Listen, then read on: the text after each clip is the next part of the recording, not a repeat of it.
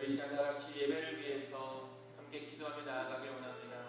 우리 예배를 위해서 기도할 때 두 가지를 놓고 기도하길 원합니다. 첫 번째로는 이 예배가 하나님이 받으시는 거룩한 또 믿음의 예배가 될 수 있게 해달라고 예배와 말씀을 위해 기도해 주시고, 두 번째로는 거룩하신 하나님 앞에 나아가기 위해 거룩하지 못했던 우리들의 한 주간의 삶, 그 죄악된 삶을 시간 주님 앞에 회개하며 나아가길 원합니다.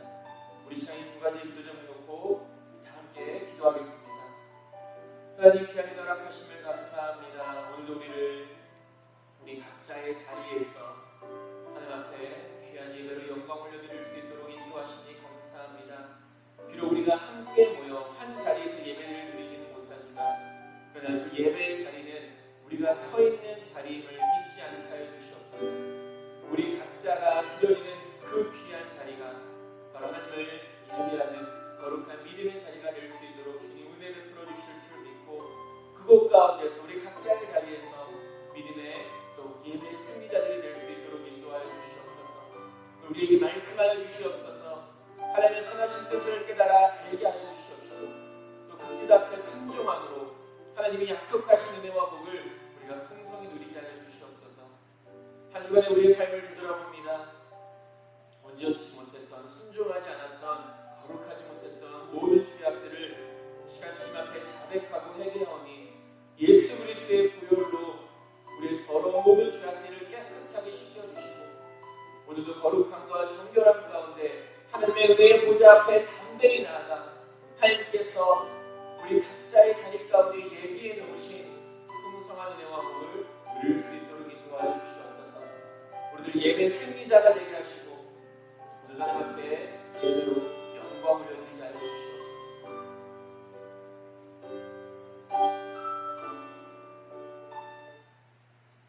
하나님, 오늘도 우리에게 귀한 은혜 허락하여 주심을 감사합니다.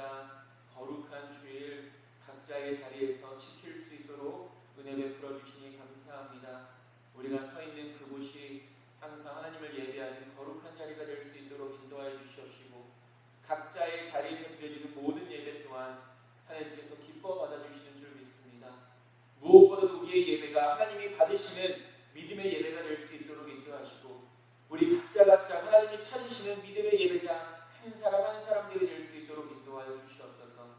하나님 앞에 나아가기 위해, 거룩하신 하나님 앞에 나아가기 위해 한 주간에 우리의 삶, 그 거룩하지 못했던 죄악된 삶을 이 시간 주님 앞에 자백하고 회개합니다. 예수 그리스도의 보혈로 깨끗하게 씻겨주셔서 오늘도 하나님의 은혜의 보좌 앞에 담대히 나아가 이곳 가운데 각자의 자리 가운데 하나님께서 예비해 놓으신 놀라운 은혜와 복을 풍성히 누리게 하여 주시옵소서. 오늘도 예배의 승리자들이 될 수 있도록 은혜를 풀어주실 줄 믿사오며 사랑이 많으신 예수님의 이름으로 기도드립니다. 아멘. 우리 함께 인내송 찬송가 38장 함께 찬양하겠습니다.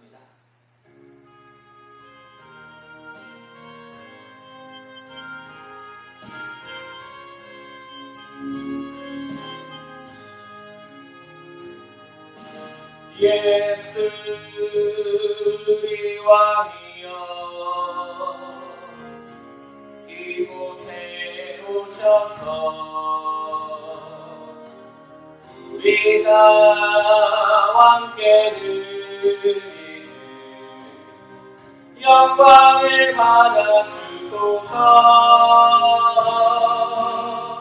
우리는 주님의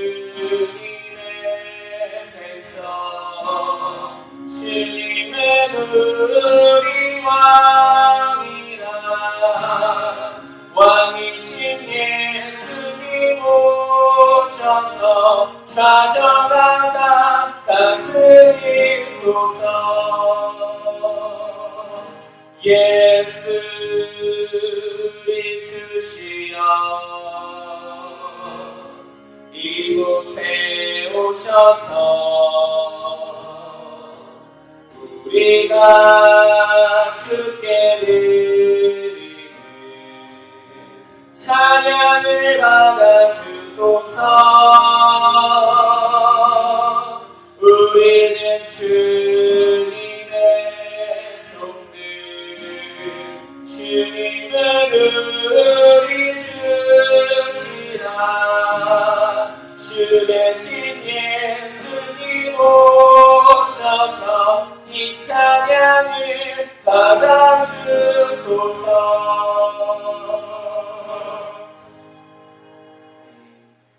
여호와는 나의 목자시니 내게 부족함이 없으리로다.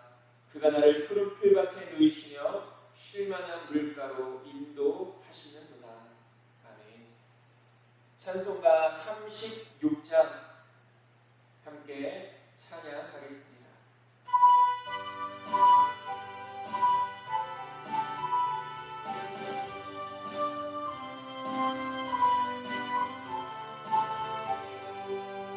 주 예수 이름 높이여 다 찬양하여라. 금열 유관을 들여서 마귀의 주 찬양. 금열 유관을 들여서 마귀의 주 찬양. 주 예수 당한 고난을 못 잊을 죄이라. 내 귀한 몸에 마셔서 마귀의 주 찬양. 내 귀한 몸에 마셔서 마귀의 주 찬양. 이 지구 위에 거하는 온 세상 사람들 그 크신 이름 높여서 마귀의 주 찬양. 그 크신 이름 높여서 마귀의 주 찬양. 주 믿는 성도 다 함께 주 앞에 엎드려 무궁한 노래 불러서 마귀의 주 찬양. 무궁한 노래 불러서 마귀의 주 찬양.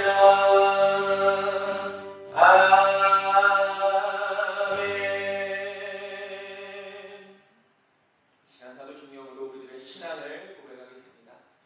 전능하사 천지를 만드신 하나님 아버지를 내가 믿사오며 그 외아들 우리 주 예수 그리스도를 믿사오니 이는 성령으로 잉태하사 동정녀 마리아에게 나시고 본디오 빌라도에게 고난을 받으사 십자가에 못 박혀 죽으시고 장사한 지 사흘 만에 죽은 자 가운데서 다시 살아나시며 하늘에 오르사 전능하신 하나님 우편에 앉아 계시다가 저리로서 산 자와 죽은 자를 심판하러 오시리라. 성령을 믿사오며 거룩한 공예와 성도가 서로 교통하는 것과 죄를 사하여 주시는 것과 몸이 다시 사는 것과 영원히 사는 것을 믿사옵나이다. 아멘. 우리 함께 교동문 12번 시편 19편 함께 보도록 하겠습니다. 찬송가 뒤에 있는 교동문 12번 시편 19편입니다.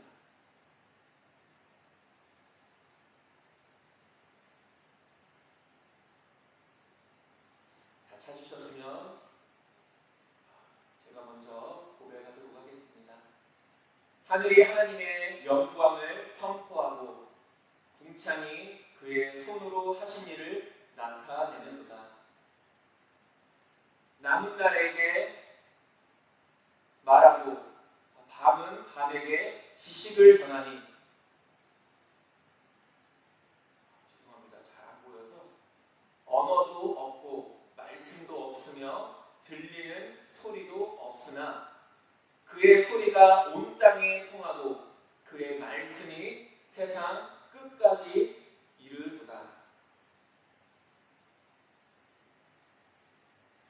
여호와의 율법은 완전하여 영혼을 소성시키며 여호와의 증거는 확실하여 우둔한 자를 지혜롭게 하며 여호와의 교훈은 정직하여 마음을 기쁘게 하고 여호와의 계명은 순결하여 눈을 밝게 하시도다. 여호와를 경외하는 도는 정결하여 영원까지 이르고 여호와의 법도 진실하여 다 의로우니 금 곧 많은 순금보다 더 사모할 것이며 꿀과 송이꿀보다 더 달도다. 아멘. 찬송가 311장 함께 찬양하겠습니다.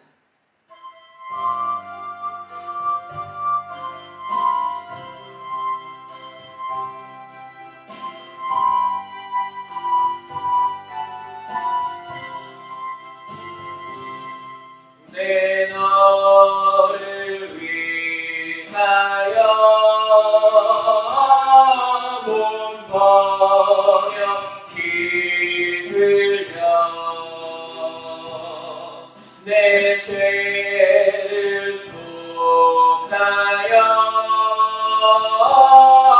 살길 주었다. 널 위해 몸을 주건만 너 무엇주느냐. 널 위해 몸을 주건만 너 무엇주느냐.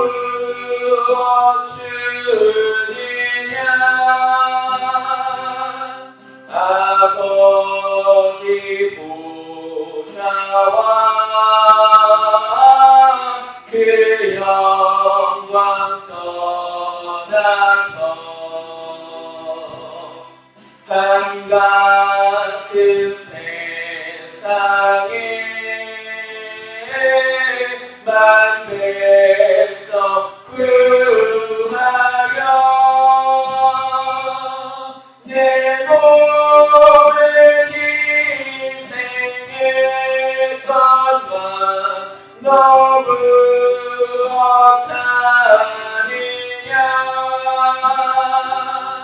내 몸을 희생했건만 너 무엇하느냐. 죄 중에 빠져서 영축을 인생을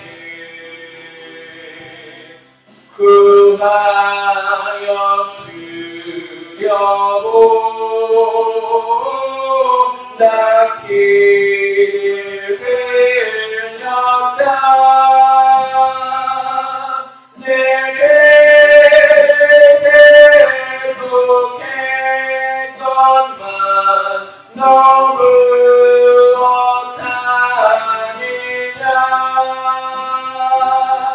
내 죄를 계속했건만 너 무엇하느냐.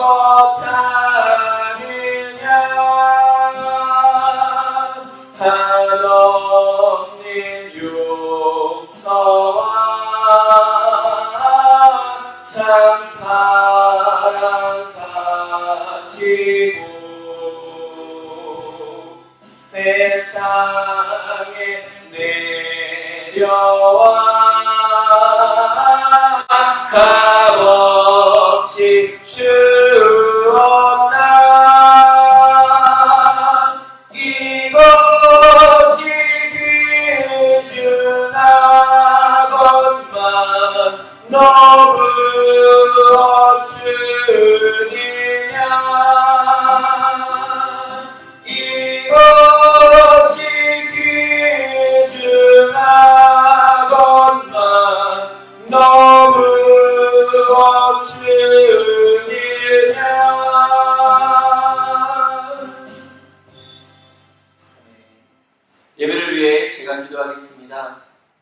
귀하게 허락하시니 감사합니다.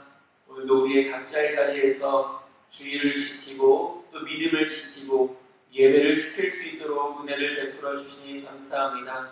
우리가 어디에 있든지 무엇을 하든지 항상 이 거룩한 주의를 기억하게 하시고 또 지킬 수 있도록 우리의 믿음을, 우리의 마음을 굳게 붙잡아 주셔서 항상 우리의 삶이 하나님을 예배하는 거룩한 믿음의 삶이 될 수 있도록 인도하여 주시옵소서. 하늘빛 교회를 위해서 기도합니다. 이 교회 가운데 하나님께서 놀라운 역사를 이루어 주실 줄 믿습니다. 하나님의 나라를 확장해 나가는 귀한 사역 가운데 우리 하늘빛 교회가 온전히 쓰임받을 수 있도록 인도하여 주시옵시고, 무엇보다 이곳 가운데 부름받아 하나님의 거룩한 백성으로 살아가는 우리 모든 성도님들 한 분 한 분을 주여 기억하여 주시고 붙잡아 주셔서 그 부르심에 합당한 믿음의 삶을 힘써 살아갈 수 있도록 인도하여 주시옵소서. 무엇보다도 코로나19로 인하여 많은 어려움이 있습니다.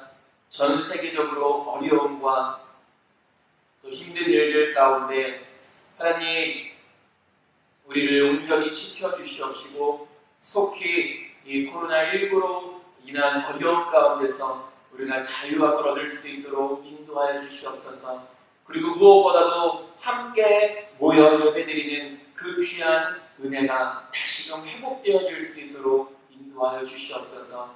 우리 성도들의 그 간절한 기도 제목들 가운데 하나님께서 응답하시고 역사하여 주실 줄 믿습니다. 인생의 어려움과 많은 문제들로 인해 고통받고 있는 자들이 있다면 하나님께서 그 모든 문제들을 해결해 주시고, 육신의 약함으로 인해 고통받는 자들이 있다면 그 육신을 강건케 하시고 치유하여 주셔서 다시금 새 힘을 얻을 수 있도록 인도하여 주시옵소서. 하나님, 우리들 날마다 주님의 은혜를 기억하며 살아갈 수 있도록 인도하여 주시옵소서. 우리 하나님의 거룩한 자녀요 백성이요 종으로 부름받은 줄 믿습니다. 우리가 이 육신의 몸을 입고 살아가는 동안 하나님께서 우리에게 맡겨주신 귀한 사명들을 잘 감당할 수 있도록 인도하여 주시옵시고, 주님 앞에 서게 될 그날 잘했다 칭찬받는 믿음의 일꾼들이 될 수 있도록 인도하여 주시옵소서. 우리에게 말씀하여 주시옵소서. 하나님의 선하신 뜻을 깨닫고 분별할 수 있는 믿음과 지혜를 더하여 주셔서 이 악하고 음란한 세상 가운데서 우리들 이 믿음을 끝까지 지키며 살아갈 수 있도록 인도하여 주시옵소서. 이 이후에도 있을 모든 예배 순서 가운데 하나님께서 함께하여 주실 것을 믿사오며 사랑이 많으신 예수님의 이름으로 기도드립니다. 아멘. 이 시간 봉헌 찬송 425장 함께 찬양하겠습니다.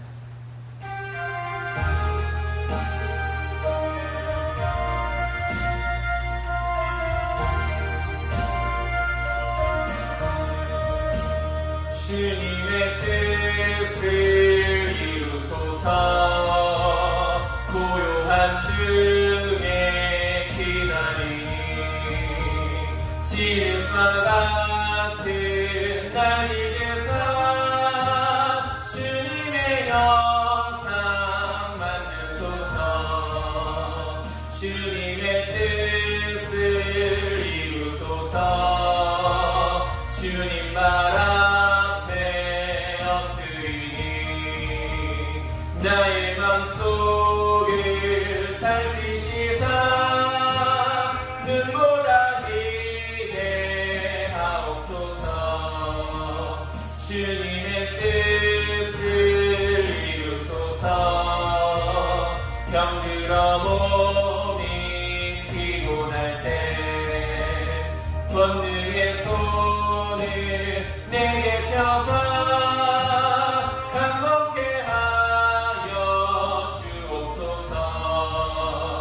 주님의 뜻을 이루소서.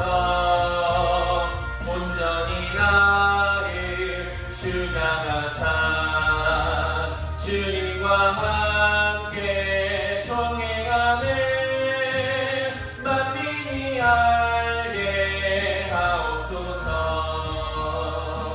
아멘. 드려진 예물을 위해 기도하겠습니다. 하나님 귀한 허락하시니 감사합니다. 이 시간 주님 주님 앞에 드려진 이 귀한 예물, 기쁨과 감사와 즐거움으로 드려진 모든 예물들을 우리 주님께서 기뻐 받아주실 줄 믿고 귀한 곳에 쓸 수 있도록 인도해 주실 줄 믿습니다. 마음과 정성을 다한 그 귀한 손길들 위해 하나님의 풍성한 은혜를 도와해 주시며 드려진 모든 것들이 하나님께서 우리에게 허락하시고 맡겨주신 것들임을 잊지 않게 하시며 부르심 받는 그날까지 믿음의 선한 청지기의 삶 잘 감당할 수 있도록 하늘의 지혜도 도와줘 주시옵소서. 예수님의 이름으로 기도드립니다. 아멘. 우리 시간 함께 하나님의 말씀 보도록 하겠습니다. 하나님의 말씀 신약성경 빌립보서입니다. 신약성경 빌립보서 2장 12절에서 18절까지입니다. 신약성경 빌립보서 2장 12절에서 18절까지.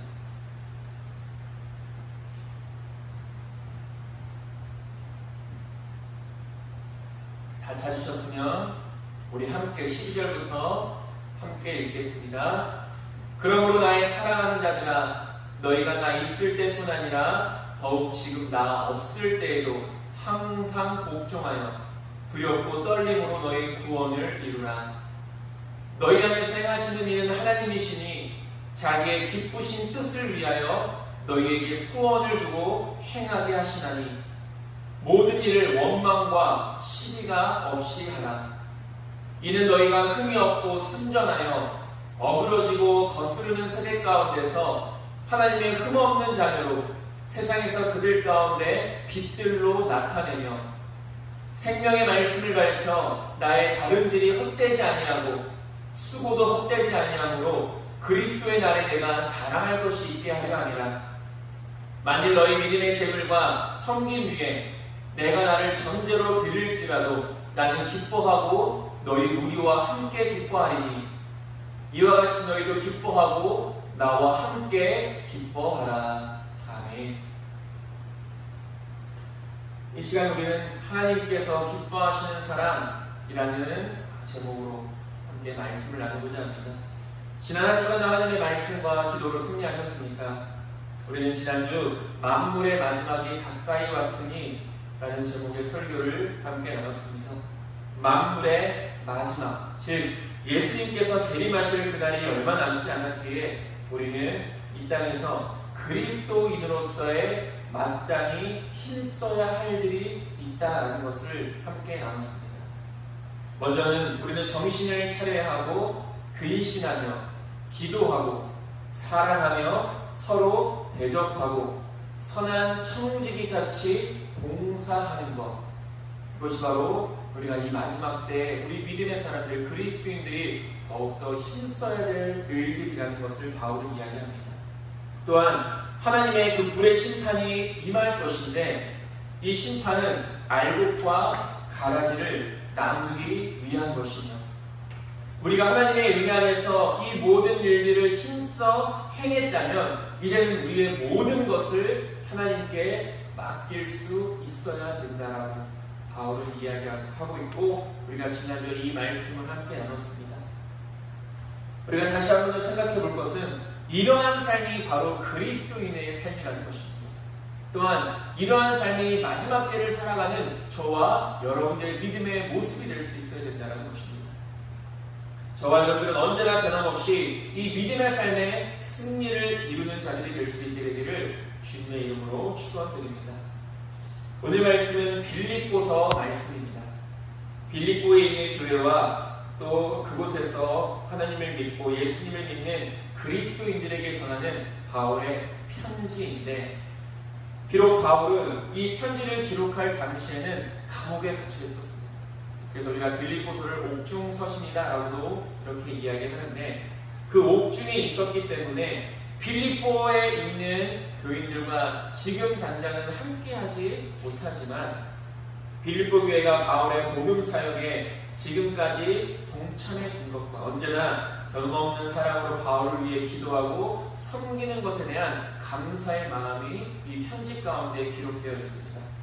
그리고 무엇보다도 중요한 복음에 합당한 삶을 살아갈 것을 권면하기 위해 이 편지가 쓰여졌는데, 그런 의미에서 오늘 본문은 하나님께서 기뻐하시는 그리스도인의 삶에 대해서 우리에게 가르쳐 주고 있는 말씀입니다.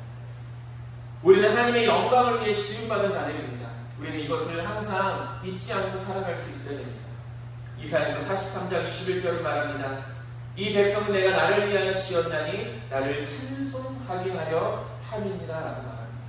하나님께서 우리를 택하시고 지으신 이유는 분명합니다. 우리의 찬송을 통해 영광을 받으시기 위함인 것입니다. 즉 그리스도인들은 하나님을 기쁘시게 하는 삶을 살아가는 것이 마땅한 자들이라는 것입니다. 저와 여러분에게 지난 한 주간의 삶을 한번 되돌아보기 원합니다. 우리는 하나님을 믿는다고 하면서도 진정으로 하나님의 영광을 위해, 그리고 진정으로 하나님을 기쁘시게 하기 위한 그 삶을 힘써 살아갔는지 우리는 분명히 기억해야 합니다. 우리가 살아가는 그 이유에 대해서, 또 우리가 존재하는 목적에 대해서 우리는 분명히 알아야 하고, 또 그것을 알고 우리가 살아갈 때 우리는 진정한 이 인생의 가치를 깨달을 수 있게 되는 것입니다. 그런 의미에서 그렇다면 우리는 어떻게 이 땅 가운데서 살아가는 것이 하나님의 영광을 나타내는 삶인가, 또한 하나님을 기쁘시게 하는 삶인가에 대해서 우리가 한번 생각해보고, 또 이 말씀을 통해 우리가 그 하나님을 기쁘시게 하는 삶이 어떤 것인지를 우리가 배우고 깨달아서 저와 여러분들의 이 이후의 삶이 언제나 하나님을 기쁘시게 하는 삶이 될 수 있게 되기를 간절히 소망합니다. 우리가 하나하나씩 말씀을 통해 살펴보겠습니다. 첫 번째로 하나님께서 기뻐하시는 사람은 바로 겸손과 순종의 사람이라는 것입니다. 첫 번째, 하나님께서 기뻐하시는 사람은 겸손과 순종하는 사람인데, 겸손과 순종은 믿음의 사람들이 마땅히 보여야 할 믿음의 모습이라는 것입니다. 겸손과 순종이라는 것이 곧 믿음이라는 사실을 우리는 항상 기억해야 된다는 것입니다. 무엇보다도 우리는 우리의 창조주 되시고 우리의 왕이 되시고 우리의 주인 되시며 우리의 아버지가 되시는 그 하나님 앞에서 겸손하고 순종해야 됩니다. 그 이유는 이 우주 만물에서 오직 우리의 겸손을 통해 높임을 받으시고 순종을 받으실 분은 오직 하나님 한 분뿐이시기 때문입니다. 그런데 바울은 빌립보서에서 우리들이 마땅히 본받아야 할 순종의 본을 제시하고 있습니다. 바울은 단지 두리뭉실하게 순종하라 라고만 말하지 않고 그 분명한 모델, 우리가 마땅히 닮아야 할, 우리가 마땅히 배워야 할 그 모델에 대해서 분명히 제시하고 있는데, 그 모델이 바로 예수님이시다라고 이렇게 말하고 있는 것입니다. 우리가 오늘 본문에서는 읽지 않았지만 5절 말씀은 이렇게 기록합니다. 너희 안에 이 마음을 품으라, 곧 그리스도 예수의 마음이니 라고 말합니다. 우리가 항상 우리 마음 가운데 품어야 될 마음이 있는데, 그것이 어떤 마음이냐? 바로 예수님의 마음이라는 것입니다. 그리고 계속해서 바울은 예수님의 마음이 구체적으로 어떤 것인지를 6절에서부터 8절까지의 말씀으로 설명하고 있습니다. 예수님의 마음이 무엇인가? 우리가 그리스도인들은 날마다 이 예수님의 마음을 품고 살아가야 되는데, 그렇다면 과연 예수님의 마음이란 무엇인가에 대해서 바울은 이야기합니다. 예수님의 마음이 무엇입니까? 바울은 이렇게 말합니다. 겸손과 순종이라고 말합니다. 예수님께서는 그 근본이 하나님의 본체이시지만 자기를 비워 종이 되셨다라고 성경은 이야기합니다. 자기를 낮추시고 죽기까지 복종하셔서 우리를 구원하신 것입니다. 예수님께서는 마태복음 11장 29절 말씀을 통해 예수님 당신의 마음이 어떠한 것인지를 우리에게 가르쳐 주십니다. 마태복음 11장 29절 정 앞부분만 보면 이렇게 말합니다. 나는 마음이 온유하고 겸손하니. 그러니까 예수님의 마음은 어떤 마음이라는 것입니까? 온유함과 겸손함이라는 것입니다. 또 온유라는 것이 무엇입니까? 친절, 쉽게 말하면 친절을 말하는 것입니다. 예수님의 마음은 언제나 온유하고 겸손하셨습니다. 그런 의미에서 오늘 이 빌립보서에서 바울이 말하는 예수님의 마음을 우리 안에 품으라는 것은 우리 또한 어떤 마음을 가지고 우리 또한 어떤 마음을 품고 살아가야 된다는 것을 말하고 있는 것이니까 예수님처럼 우리 또한 우리 마음 가운데 이 온유와 겸손을 항상 마음 가운데 품고 살아갈 수 있어야 된다는 것입니다. 우리 마음에는 언제나 이 온유와 겸손이 충만해야 합니다. 이 온유와 겸손을 통해서만이 하나님을 섬길 수 있고 또 무엇보다도 우리 형제와 이웃들을 섬길 수 있는 것입니다. 우리가 섬김이라는 것이 무엇입니까? 내가 낮아지지 않으면 누군가를 섬길 수 없는 것입니다. 내 마음이 온유하지 않으면, 내 마음이 겸손하지 않으면 누군가를 섬길 수가 없는 것입니다. 오히려 그 반대로 우리의 마음이 겸손하지 못하고 쉽게 말하면 교만하고 우리가 온유한 마음을 갖지 못하면 우리는 남을 섬길 수 없을 뿐더러 우리는 다른 사람들에게 계속해서 높임을 받고자 한다는 것입니다. 우리는 섬김을 받기 위해 수고하고 애쓰는 자들이 아니라 섬기기 위해 수고하고 애쓰는 자들이 될 수 있어야 된다는 것입니다. 예수님께서도 살아생전에 그 공생의 기간 동안 얼마나 많은 섬김의 본을 보여주셨고 얼마나 많은 온유와 겸손의 본을 보여주셨습니다. 마태복음 20장 28절은 이렇게 말합니다. 인자가 온 것은 섬김을 받으려 함이 아니라 도리어 섬기려 하고 자기의 목숨을 많은 사람의 대속물로 주려 함이니라 라고 말합니다. 예수님 자신도 이 땅 가운데서 섬김을 받기 위해 오신 것이 아니라 섬기시기 위하여 오셨다라고 말합니다. 그리스도인이 어떤 사람들입니까? 예수님을 따르는 사람들 아닙니까? 예수님께로부터 가르침을 받아 그 믿음의 삶을 살아가는 자들 아니겠습니까? 예수님 당신도 섬김을 받기 위해서가 아니라 섬기기 위하여 이 땅에 오셨다라고 말하는데 예수님을 따르는 우리들도 마땅히 섬김을 받기 위함이 아니라 섬기기 위하여 우리는 힘쓰고 애쓸 수 있어야 된다는 것입니다. 그런 마음이 어떤 마음입니까? 바로 예수님의 마음, 온유와 겸손의 마음이라는 것입니다. 무엇보다도 바울은 이 빌립보 교회의 공동체 안에서 이런 예수님의 마음을 품고 헌신해야 됨을 말하고 있습니다. 이 바울이 말하고 있는 이 예수님의 마음은 우리가 이 빌립보 성도들에게 보내는 편지 가운데서 어느 곳에서 행해져야 된다고 말합니까? 이 교회 안에서, 그들이 섬기는 이 교회 안에서, 그들이 하나님을 예배하는 이 교회 안에서 모든 믿음의 사람들은 온유와 겸손의 마음을 품고 이 교회 안에서 믿음의 삶을 살아갈 수 있어야 된다는 것입니다. 어찌 보면 안타까운 일이지만 오늘날 교회 안에서의 불신과 다툼과 시기와 질투가 일어나는 이유는 바로 우리 마음에 온유와 겸손이 부족하기 때문일 것입니다. 누군가를 섬겨야 함에도 불구하고 그것이 마땅한 예수님의 마음이고 우리는 그 마음을 닮아가야 함에도 불구하고 그렇지 못하기 때문에 각자의 마음 가운데 이 온유와 겸손이 충만할 때 교회가 바로 설 수 있는 것입니다.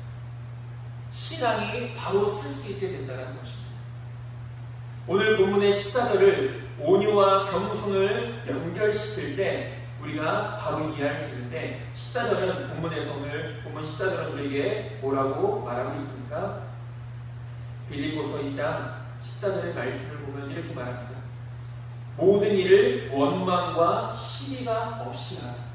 원망과 시비가 없이 할 수 있는 방법 그리고 그 이유는 무엇일까요? 그것은 바로 우리 안에 무엇보다도 이 교회 안에서 우리 귀한 믿음의 성도님들이 한 분 한 분이 그 마음 가운데 그 예수님의 마음을 품고 살아갈 때 온유와 겸손의 마음을 품고 살아갈 때 우리는 어떤 일이든 이 교회 안에서든 세상 밖에서든 원망과 시비가 없이 하나님의 귀한 사명들을 감당해 나갈 수 있는 것입니다. 저와 여러분들에게 이 예수님의 마음 곧 온유와 겸손이 충만하기를 주님의 이름으로 간절히 소망합니다. 또한 예수님께서는 죽기까지 순종하셨습니다.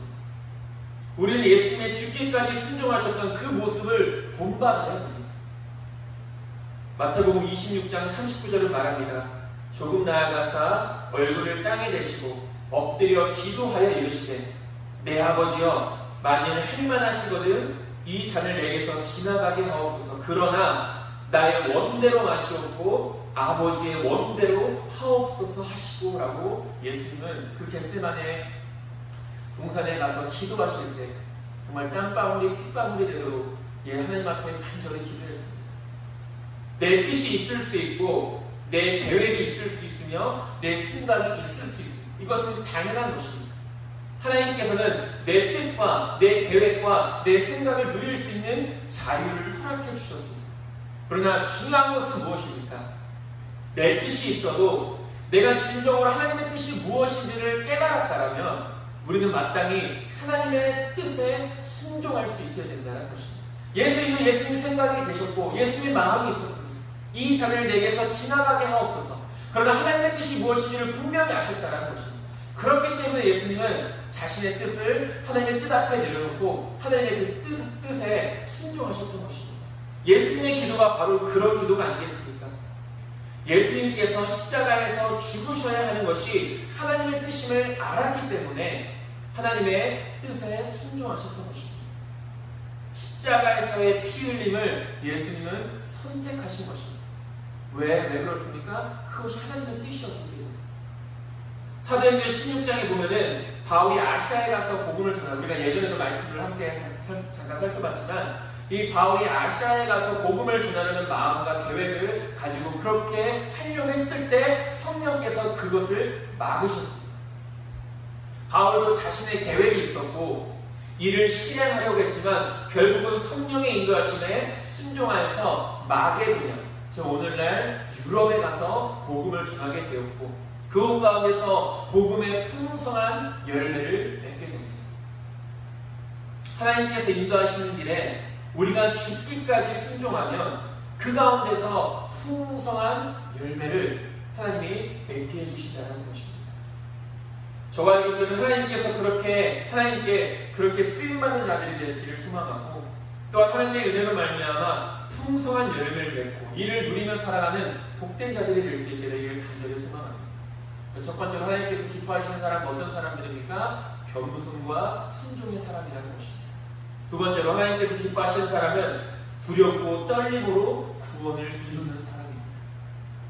두렵고 떨림으로 구원을 이룬다 라고 오늘 본문은 말하고 있는데, 여기서 말하는 근본적인 두렵고 떨림은 존경과 경외를 의미하는 것입니다. 그러니까 두렵고 떨림 가운데 구원을 이루라는 것은 다시 말하면 너희들이 존경함 가운데 경외함 가운데 구원을 이루라라는 이런 의미가 되어진다는 것입니다.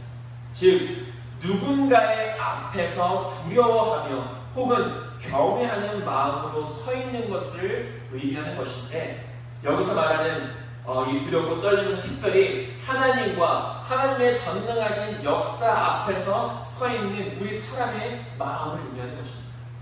그러니까 다시 한 번 더 말하면 두렵고 떨림으로 구원을 이루라는 것은 쉽게 말하면 이겁니다. 너희들이 하나님 앞에서 하나님이 너희들 앞에 서 있는 것처럼 그렇게 하나님을 존경함과 하나님을 경외함 가운데 너희의 구원을 이루라 라는 그런 의미가 되어진다는 것입니다. 바울은 이러한 표현을 통해서 빌립보 교인들이 날마다 하나님 앞에서 사는 백성으로서 하나님을 경외하는 마음으로 살아갈 때 구원을 성취해 나갈 수 있음을 강조하고 있는 것입니다. 우리는 날마다 이 구원을 이루어가는 과정 가운데 살아가는 사람들입니다. 우리는 구원의 약속을 붙잡은 사람들입니다. 중요한 것은 무엇입니까? 구원의 완성이 이루어지는 때가 있다는 것입니다. 우리가 주님을 만날 때 주님께서 이 땅 가운데 다시 오실 때, 그러니까 우리가 이 구원의 완성을 이루어가는 과정 가운데 우리는 날마다 두렵고 떨림으로 항상 하나님께서 내 앞에 계신 것처럼 계시지만 하나님이 내 앞에 서 있는 것을 믿고 하시냐면서 우리는 두렵고 떨림으로 그런 하나님을 존경하고 그런 하나님의 경외함 가운데 우리는 이 구원을 이루어 나갈 수 있어야 된다는 것입니다. 코람데오라는 단어가 있습니다. 이 코람이라는 단어는 무엇 앞에서 라는 의미가 있고, 데오라는 것은 라틴어로 하나님을 의미합니다. 그러니까 코람데오라는 것이 무엇입니까? 하나님 앞에서 라는 그런 의미가 있는 단어입니다. 다시 말하면 우리가 행하는 모든 일들을 마치 하나님께서 내 앞에서 나를 지켜보고 계신 것처럼 생각하고 행동하라는 의미입니다. 지금도 우리가 우리 각자의 자리에서 예배를 드리고 있지만 보이지 않는 하나님이시지만 그 보이시지 않는 하나님께서는 지금 저와 여러분들을 지켜보고 계시다는 것입니다.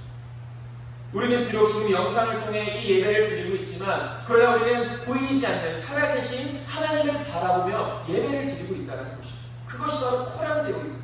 하나님 앞에서. 바울도 빌립보 성도들에게 말하지 않습니까? 12절에 나의 사랑하는 자들아 너희가 나 있을 때뿐 아니라 더욱 지금 나 없을 때에도 라고 이렇게 말합니다. 아까도 우리가 서두에 이야기를 나눴지만 지금 바울은 빌립보 교회 성도들에게 편지를 보내고 있습니다. 지금 바울이 처해 있는 상황은 감옥에 갇혀 있는 상황입니다. 함께하지 못한 상황이지만 바울은 이렇게 말합니다. 내가 너희들과 함께 있든지 내가 너희들과 함께 있지 않든지 너희는 항상 두렵고 떨림으로 이 구원을 이루라는 것입니다. 즉 바울이 빌립보 성도들과 함께 있든 그렇지 않든 언제나 변함없이 항상 복종하고 두렵고 떨림으로 구원을 이루라는 것입니다. 우리는 누군가에게 나 자신을 보여주고 자랑하고자 믿음의 삶을 살아가는 것이 아닙니다. 나를 드러내고자 믿음의 삶을 살아가는 것이 아니라는 것입니다. 또한 보이지 않는 하나님이시기에 내 마음대로 믿음의 삶을 살아가는 것도 아니라는 것입니다. 우리가 눈으로 보여지는 사람들에게 어떤 내 무언가를 자랑하고 드러내기 위해서 믿음 생활을 하는 것이 아니고 보이지 않는 하나님이시지만 우리가 내 마음대로 하나님이 내 눈에 보이지 않기 때문에 내 마음대로 믿음의 삶을 살아가도 된다라는 것을 말하고 있지 않다라는 것입니다. 우리는 누군가에게 나 자신을 보여주기 위해 믿음 생활을 하는 것은 아니지만 그러나 보이지 않으시는 하나님께서 내 앞에서 나를 항상 지켜보고 계신다라는 그 믿음과 확신을 가지고 살아갈 수 있어야 된다는 것입니다. 하나님께서 내 앞에서 지금 나를 지켜보고 계신데 하나님께서 기뻐하시지 않는 일들을 우리가 즐거워하며 행할 수 있겠습니까? 우리가 있는 모든 곳, 우리가 행하는 모든 일들을 하나님께서 지금 내 앞에서 지켜보고 계신데 그 하나님을 기쁘시게 하지 않는 일들을 우리가 어찌 즐거워하며 행할 수 있겠습니까? 만약 그렇다면 그 사람은 진정으로 하나님을 경외하는 사람이 아니면 또 구원을 온전히 이루어 나가는 사람도 아니라는 것을 말해주는 것입니다. 하나님 앞에서 하나님을 두려워할 줄 모르는 자들은 이런 책망을 받을 수밖에 없다는 것입니다. 사도행전 8장 21절을 말합니다. 하나님 앞에서 내 마음이 바르지 못하니 이 도에는 내가 관계도 없고 분깃될 것도 없느니라. 우리가 시몬의 행적에 대해서 말씀을 살펴봤을 때 어떤 성령의 어떤 그런 역사들 그것을 돈으로 주고 사려했고 그것으로 돈을 벌려고 했던 그 시몬을 향하여서 베드로가 그를 책망했던 말 아니겠습니까? 내 마음이 하나님 앞에 바르지 못하니 너는 하나님과도 관계가 없는 사람이고 하나님께 무언가를 받을 것도 없는 사람이다 라고 책망을 받게 됩니다. 예레미야 6장 13절은 말합니다. 이는 그들이 가장 작은 자로부터 큰 자까지 다 탐욕을 부리며 선지자로부터 제사장까지 다 거짓을 행하느라. 코람데오라는 신앙을 우리가 가지지 못하고 내가 지금 하는 모든 일들 심지어는 내 마음속에 품은 내 마음과 생각들까지도 하나님께서 내 앞에서 지켜보고 계신데 우리가 그렇게 지켜보시는 하나님 앞에서 온전치 못한 마음과 온전치 못한 행함과 삶을 살아갔을 때 하나님께서 내리실 그 진노에 대해서 말하고 있는 것입니다. 계속해서 예레미야 6장 15절에 보면은 그들이 가증한 일을 행할 때 부끄러워하였느냐 아니라 조금도 부끄러워하지 않을 뿐 아니라 얼굴도 붉어지지 않았느니라. 그러므로 그들이 엎드려지는 자와 함께 엎드려질 것이라. 내가 그들을 벌하리니 그때에 그들이 거꾸러지리라. 여호와의 말씀이니라 라고 말합니다. 하나님 앞에서 죄를 범하는데도 하나님 앞에서 부끄러워하지 않고 얼굴도 붉히지 않는다는 것입니다. 그러니까 죄를 범하는데 그 마음이 너무나 담대해져서 죄를 범하고 그 쾌락을 즐기는 일들을 오히려 기뻐합니다. 그런 모습을 봤을 때 하나님께서 여러 것들을 지켜보고 계실 때 하나님이 말씀하신 것이 무엇입니까? 부끄러워하지도 않고 얼굴을 붉히지도 않는 자들에게 내가 법을 내리겠다라고 하나님은 말씀하십니다. 우리는 언제나 코람데오, 즉 하나님 앞에서 하나님이 나를 지켜보고 계심을 항상 믿고 두렵고 떨림으로 구원을 이루는 자들이 될 수 있어야 됩니다. 저와 여러분 모두가 그렇게 구원을 이루어 나가는 자들, 하나님 앞에서 하나님을 존경하고 하나님을 경외하고 그 두렵고 떨림 가운데 이 구원을 온전히 이루어 나가는 하나님의 거룩한 백성들이 될 수 있게 되기를 간절히 소망합니다. 세 번째로, 하나님께서 기뻐하시는 사람은 흠없고 순전한 사람입니다. 본문 15절에서 말하는 흠없고 순전하여에서 흠이 없다라는 것은 이 원어적인 의미로 비난받을 것이 없는 이런 의미가 담겨져 있습니다. 그러니까 흠이 없다라는 것은 다시 말하면 비난받을 것이 없다라는 이런 말씀이고, 순전하다라는 것은 마치 물을 섞지 않는 포도주나 합금되지 않는 그 철처럼 아무것도 섞이지 않는 순수한 상태를 의미하는 것입니다. 또한 하나님의 흠없는 자녀에서의 흠없는 이라는 것은 흠이 없는 희생 제물을 의미합니다. 우리가 구약시대 때 하나님 앞에 제사를 드릴 때 어떤 제물을 하나님께 바칩니까? 흠이 없는 제물을 하나님께 바칩니다. 흠없고 순전하다. 그래서 흠없는 것은 비난받을 것이 없는, 순전하는 것은 순수한, 그리고 하나님 앞에서의 흠없는 자녀에서 그 흠없음은 우리가 하나님 앞에 거룩한 하나님께 드려질 제물이 될 수 있어야 된다는 것입니다. 정리해보면 하나님께서 기뻐하시는 사람은 어떤 삶을 살아가는 사람입니까? 세상 사람들로부터 비난받을 것이 없는 삶을 살아가며 어린아이와 같이 순수하고 무엇보다도 하나님께 드려질 흠없는 제물로서의 거룩한 삶을 살아가는 자가 바로 하나님께서 기뻐하시는 사람이라는 것입니다. 그렇다면 우리가 이렇게 한번 생각해 볼 수 있을 것입니다. 이것이 과연 가능한 삶입니다. 비난받을 것이 없고 순수하고 거룩한 삶을 살아가는 것이 과연 가능한 일인가? 물론 가능한 일이기 때문에 우리에게 말씀하고 있고 또 우리에게 권면하고 있는 것입니다. 바울은 말합니다. 로마서 12장 2절에서 이렇게 말합니다. 너희는 이 세대를 본받지 말고 오직 마음을 새롭게 함으로 변화를 받아 하나님의 선하시고 기뻐하시고 온전하신 뜻이 무엇인지 분별하도록 하라고 합니다. 이 세대라는 것은 어떤 세대입니까? 악하고 음란한 세대를 말하는 것입니다. 너희는 이 세대를 본받지 말고 하나님의 뜻이 무엇인지 분별하여서 그 뜻에 합당하게 살아가라라고 바울은 이야기합니다. 우리는 악하고 음란한 세대 속에서 살아가고 있습니다. 물론 우리는 악하고 음란한 세대 속에서 살아가지만 그러나 우리 믿음의 사람들은 구별된 삶을 살아가는 자들입니다. 성도라는 뜻이 어떤 뜻입니까? 구분된 자, 거룩한 자라는 의미가 바로 성도입니다. 그러니까 우리를 모두는 성도라고 부름받지 않습니까? 하나님의 거룩한 성도들이다. 그 말은 무엇입니까? 비록 우리는 이 땅 가운데서 살아가지만 그러나 이 세상과는, 이 악한 세상과는 구별되어지고 또 거룩하게 살아가야 될 자들이라는 의미인 것입니다. 이것이 바로 성도의 삶이고 그리스도인의 삶이고 하나님이 기뻐하시는 사람의 모습이라는 것입니다. 이렇게 구별되어지고 거룩한 삶이 어둡고 죄악된 이 세상을 밝히 비추는 빛이 되어지는 것입니다. 예수님이 우리에게 뭐라고 말씀하십니까? 너희는 이 세상의 소금과 빛이다 라고 이렇게 말씀하십니다. 거기서도 예수님은 우리가 빛이라고 말씀하시지 않습니까? 지난번에도 말씀을 나눴지만 빛은 우리 스스로가 바라는 빛을 말하는 것입니다. 우리 스스로는 빛을 바랄 수 없습니다. 그러나 오직 우리는 하나님께로부터 오는 그 빛을 받아서 우리가 그 받은 빛을 반사시켜서 이 어두운 세상을 비출 수 있는 것입니다. 그 빛은 무엇입니까? 예수님이시다라고 이렇게 말합니다. 예수님을 우리가 받아서 그 예수님을 전하고 증거하고 예수님께서 우리에게 가르치시고 명령하신 그 거룩한 삶을 살아감으로 말미암아 이 어두운 세상을 밝히 비추는 빛으로서의 사명을 우리 모든 믿음의 사람들이 감당해내야 된다는 것입니다. 무엇보다도 우리는 이 마지막 때에 더욱더 거룩한 삶을 힘써 살아감으로 어두운 이 세상의 빛을 환하게 비추어야 됩니다. 그렇다면 우리가 비추는 빛은 구체적으로 무엇을 말하는 것입니까? 마태복음 5장 16절은 이렇게 말합니다.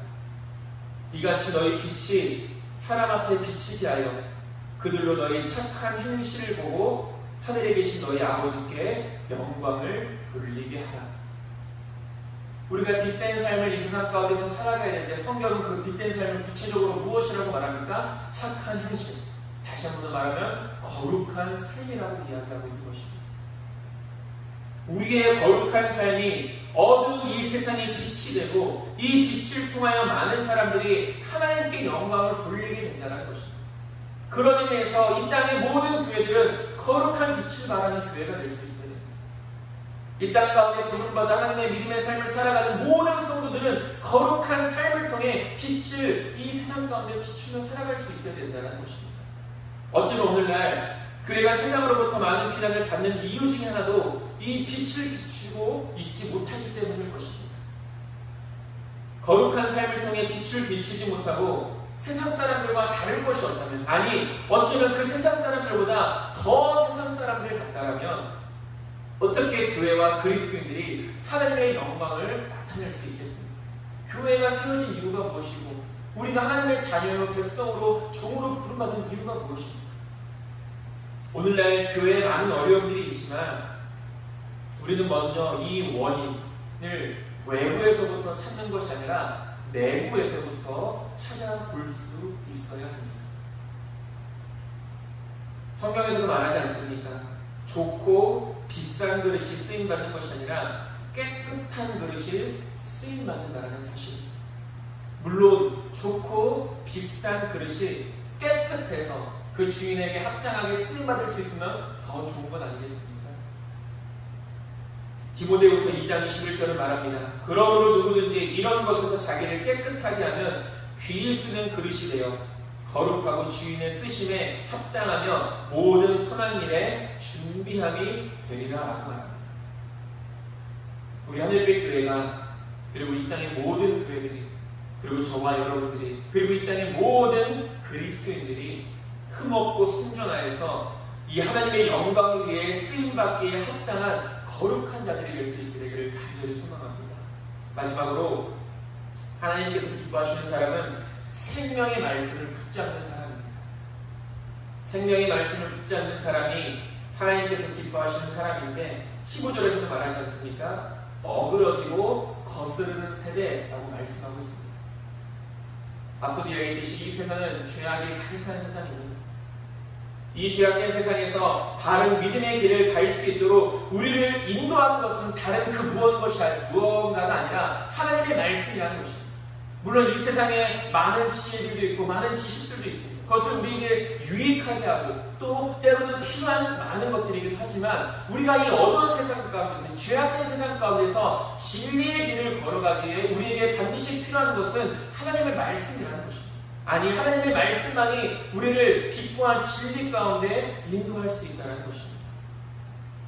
이 생명의 말씀이 어디로 가야 할지 모르는 이 어그러지고 거스르는 세대에서 귀한 나침반이 되어진 것입니다.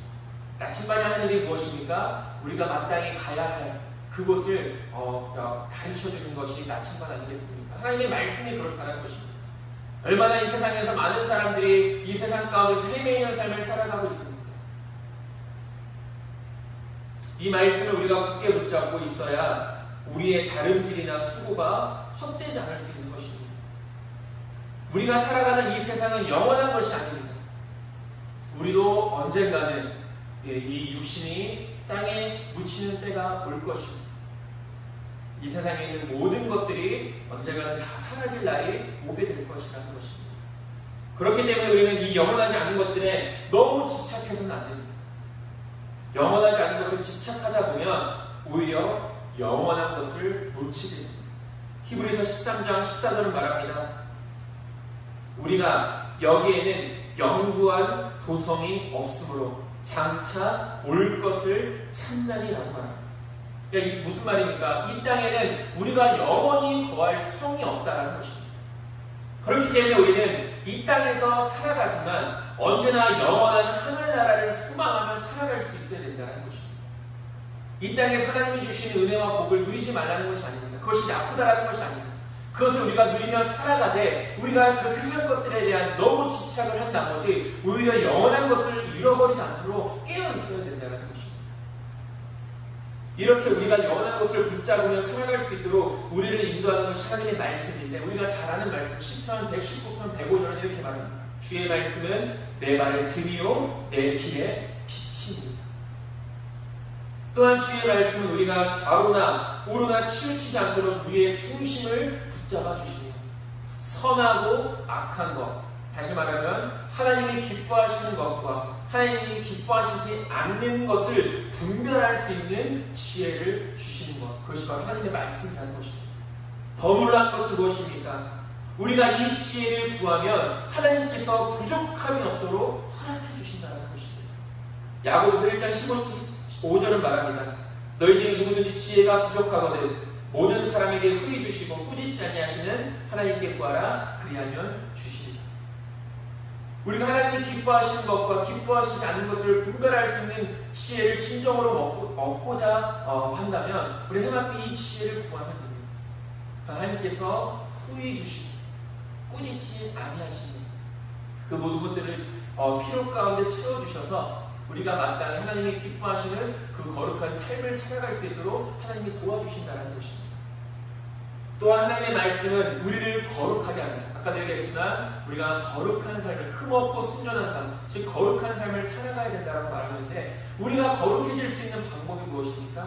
우리가 착하게 살아가면, 우리가 정직하게 살아가면 그렇지 않습니다. 물론 우리가 착하게 살아가고 정직하게 살아가는 것, 어떻게 보면 이 세상의 도덕이나 그 윤리를 지키며 살아가는 것도 우리 믿음의 사람들에게 있어서 분명히 필요한 것이지만 그것이 우리를 거룩하게 하지 못한다는 것입니다. 그러니까 우리를 거룩하게 하는 것이 무엇입니까? 하나님의 말씀이라는 것입니다. 민수기 15장 40절을 말합니다. 그리하여 너희가 내 모든 계명을 기억하고 행하면 너희 하나님 앞에서 거룩하리라 라고 말합니다. 그러니까 여기서 우리가 하나님 앞에서 거룩하게 될 수 있는 길이 무엇이라고 말합니까? 하나님의 계명, 즉 말씀을 기억하고 그 말씀대로 살아갈 때 우리가 하나님 앞에서 거룩해질 수 있다는 것입니다. 우리가 세상에서의 어떤 그 도덕적인 정직과 그런 것과 성경에서 말하는 거룩은 조금 차이가 있다는 것을 우리는 기억해야 됩니다. 어찌되었든 하나님께서 기뻐하시는 믿음의 삶을 우리가 힘써 살아갈 때 우리는 그리스도의 날에 자기가 칭찬받고 면류관을 얻게 된다는 것입니다. 바울도 고백하지 않습니까? 디모데후서 4장 7절에서 8절에 나는 선한 싸움을 싸우고 나의 달려갈 길을 마치고 믿음을 지켰으니 이제 후로는 나를 위하여 의의 면류관이 예비되었으므로 주 곧 의로우신 재판장이 그날에 내게 주실 것이며 내게만 아니라 주의 나타나심을 사모하는 모든 자에게 누리라 라고 말합니다. 언젠가 우리의 인생의 끝날 날이 분명히 찾아옵니다. 그리고 그 인생의 끝날 우리는 하나님 앞에 서게 될 것입니다. 그 의로우신 재판장께서 우리가 온전한 믿음의 길을 힘써 살아간 자들에게 의의 면류관을 허락해 주신다는 것입니다. 우리는 그 믿음의, 그 의의 면류관을 받기 위해서 우리가 육신이 살아있는 동안 우리가 이 말씀을 굳게 붙잡으며 살아갈 수 있어야 된다는 것입니다. 저와 여러분들이 그런 삶의 승리자들이 될 수 있게 되기를 간절히 소망합니다. 항상 하나님의 말씀을 붙잡아야 됩니다. 말씀을 정리하겠습니다. 우리는 분명 하나님께서 기뻐하시는 삶을 살아가야 하는 하나님의 거룩한 백성이요 자녀들입니다. 이것은 마땅한 것입니다. 그러기 위해서 우리에게는 겸손과 순종이 필요하고 구원을 이루기 위한 두렵고 떨림이 있어야 합니다. 흠없고 순전해야 하고 마지막으로 말씀을 굳게 잡음이 우리에게 반드시 필요하다는 것입니다. 중요한 것은 이 모든 것들을 가능케 하시는 분은 하나님이십니다. 하나님을 우리가 더욱더 의지하고 신뢰함으로 언제나 하나님을 기쁘시게 하는 그 거룩의 삶을 살아가는 저와 여러분들 모두가 될 수 있게 되기를 주님의 이름으로 축원드립니다. 기도하겠습니다. 하나님, 우리 하나님을 기쁘시게 하기 위하여 하나님의 영광을 위하여 택함받고 부름받은 자들임을 잊지 않게 하여 주시옵소서. 오늘 말씀을 통해 함께 나눈 하나님을 기쁘시게 하는 그 모든 믿음의 삶을 우리가 이 이후로 힘써 살아감으로 하나님 앞에 자기가 칭찬받을 수 있도록 인도하여 주시고 우리의 이 육신의 삶이 끝나는 날 의의 면류관을 얻고 자기가 칭찬받는 하나님의 거룩한 백성들 우리 하나님께 모든 성도님들 될 수 있도록 인도하여 주시옵소서. 예수님의 이름으로 기도드립니다. 아멘. 우리 함께 교회 소식 보도록 하겠습니다. 하나님께 오신 모든 분들을 주님의 이름으로 환영하고 축복합니다. 예배를 드릴 수 있도록 또 우리 각자의 자리에서 이 거룩한 예배를 지킬 수 있도록 은혜를 주신 하나님께 모든 영광과 감사를 드립니다. 코로나19로 인한 예배 안내 드리겠습니다. 우리가 원래는 이제 내일이죠. 9월 6일까지가 이 비대면 예배로 드려지는 그 예배였는데 잘 아시겠지만 이제 더 연장되어졌습니다. 가깝게는 저희 대전에 그 비례터널 가는 쪽에 그 승복음 교회에서도 많은 확진자들이 나왔고 우리 송종에서도 계속해서 확진자가 나오고 있습니다. 우리 교회뿐만이 아니라 이 대전 전체가 원래는 이제 20일이죠. 네. 20일까지 이제 2주간 다시 연장되어졌는데 제가 어제 받은 문자에 의하면 이제 대전광역시 기독교연합회에서 또 이 시장과 대전시장과 만나서 논의한 끝에 비대면 예배는 우리가 이제 다음 주까지만 13일까지만 우리가 비대면 예배로 드리고 이제 상황을 봐서겠지만 상황이 좀 괜찮아지면 우리가 20일부터는 정상적으로 대면 예배로 드릴 수 있도록 이렇게 아마 조치가 취해진 것 같습니다. 그래서 우리가 별일이 없으면 13일까지는 이 주일 예배가 영상 예배로 드려지고 20일부터 셋째 줄 겁니다. 20일부터 우리가 교회에서 함께 모여서 예배를 드릴 수 있도록 그렇게 진행되고 있는 과정입니다. 그래서 우리 성도님들도 그렇게 알아주시면 감사하겠고 이제 9월 9일 수요일 저녁 예배도 지난번과 같이 영상 예배로 드려집니다. 금요 기도회는 우리가 진행하지 않고요. 새벽 예배는 계속해서 정상적으로 드려집니다. 본래는 우리가 9월 첫째 주가 하늘빛 교회의 창립 기념일입니다. 8주년이 됐는데 우리가 비대면 예배인 관계로 모이지 못하기 때문에 대면 예배가 가능한 9월 20일 날 그러니까 8주년 창립 감사 예배를 드리도록 하겠습니다.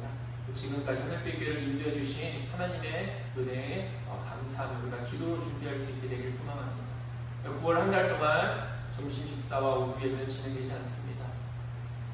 360일 성경 일독을 진행하고 있습니다. 우리가 주보가 아마 성도님들이 가져가시지 못해서 순서를 정확하게 알지 못하실 수 있지만 그러나 지금 읽었던 그 순서 그대로 하루에 2-3장씩 꼭 성경을 묵상해 주시면 감사하겠습니다.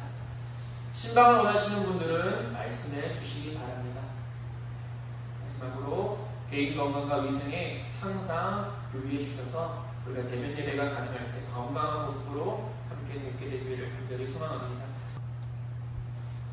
이 시간 마지막으로 찬송가 391장 찬양하고 제가 축도하고 예배를 마치도록 하겠습니다. 찬송가 391장입니다.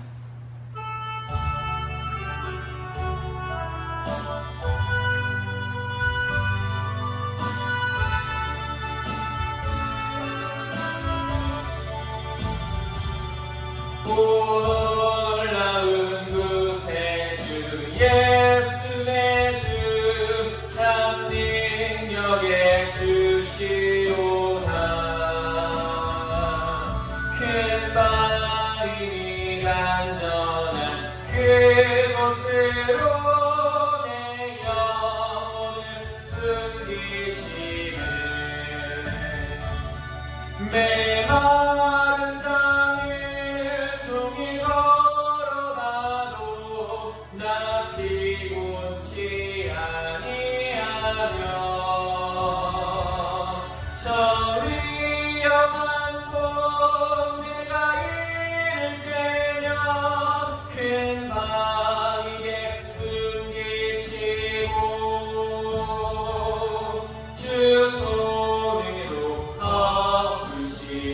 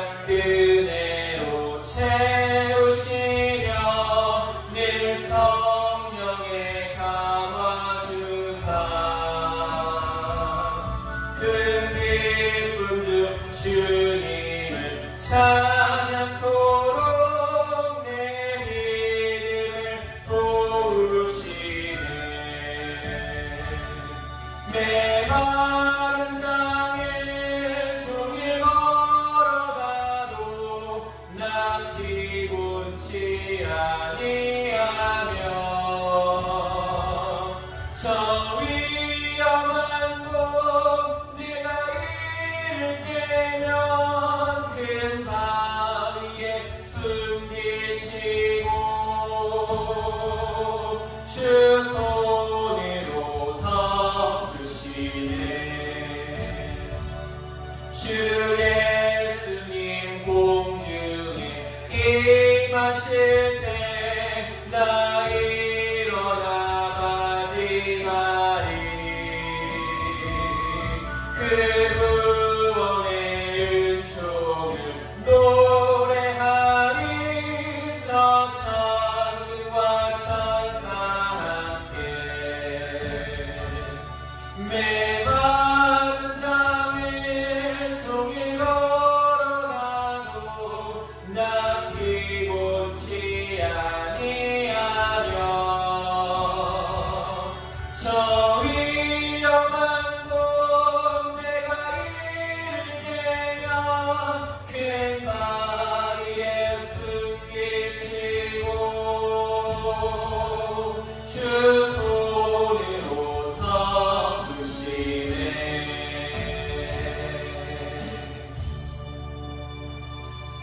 이제 우리를 주에서 구원해 주신 예수 그리스도의 십자가의 은혜와 독생자까지 아낌없이 내어주신 하나님의 무한하신 사랑하심과 성령님의 교통하심과 우리를 하나님의 자녀로 인쳐주시니 오늘도 하나님을 기쁘시게 하기 위하여 믿음의 삶을 힘써 살아가는 하늘빛교회 모든 성도님들 머리 위에 지금으로부터 영원토록 함께 하시기를 간절히 축원하옵나이다.